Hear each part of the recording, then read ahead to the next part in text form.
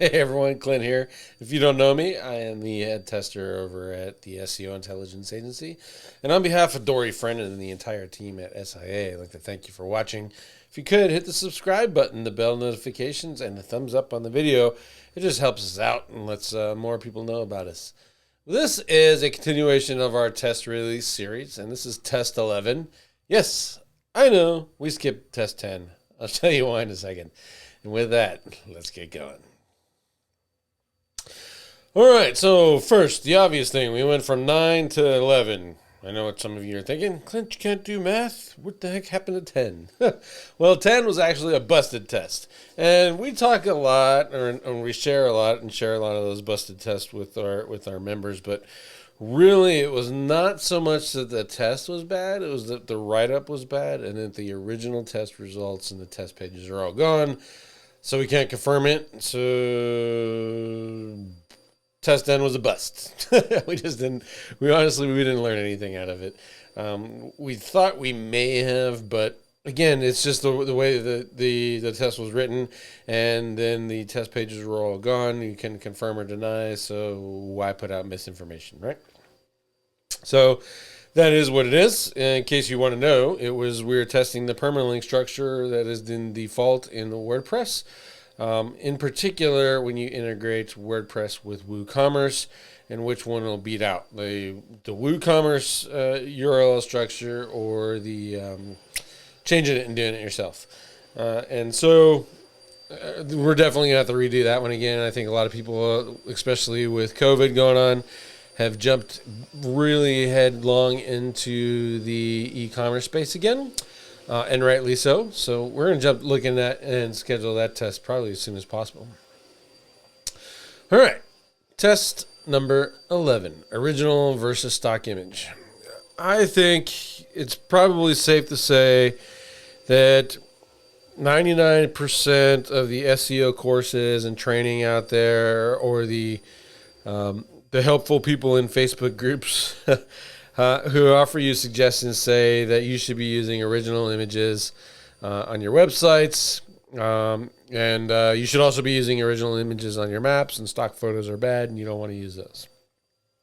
And as with anything, we wanted to test this out. And that myth has been going on since 2016, at least. And frankly, there may be some merit to it, and then there may not be. In so much as, let's say you're doing images for your Google Map, and you want to rank your map.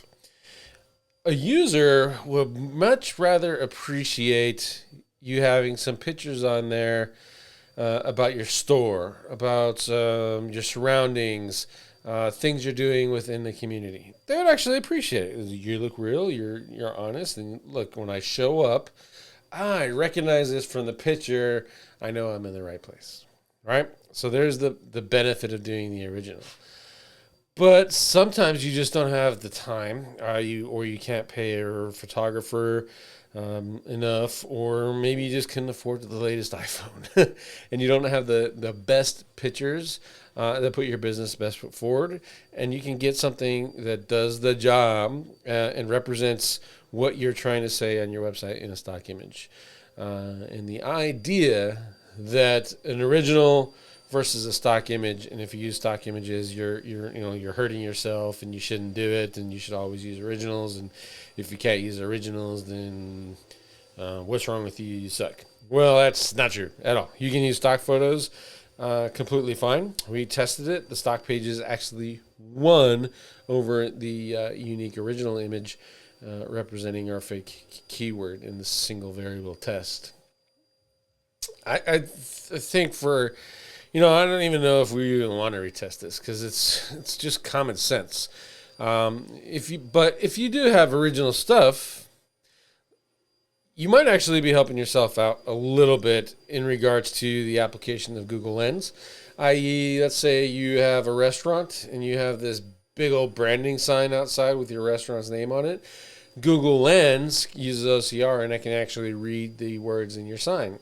If you are, let's say you're in front of your office building and you got your address there, Google Lens can take that and read that address because they can read the text through OCR. So there are some merits to that. But there's nothing to say that you just can't use Photoshop and take and put your address on the side of a building, because Google Lens can read OCR. So just remember, you're balancing what users expect when they show up. You don't want to have a $2 million building, and then they show up and you have the $4,000 shack from Home Depot. You know what I mean? You don't want that to be that crazy, especially in the local markets. But at the end of the day, you're not hurting yourself by using stock images. All right, so hope you appreciate that information. Again, I don't even think we're going to be bothering with retesting this. To this day, I use stock images for everything. So if you like this video, hit the subscribe button, thumbs up, and the notification bell to get more videos as we release them. And thank you very much. Talk to you later.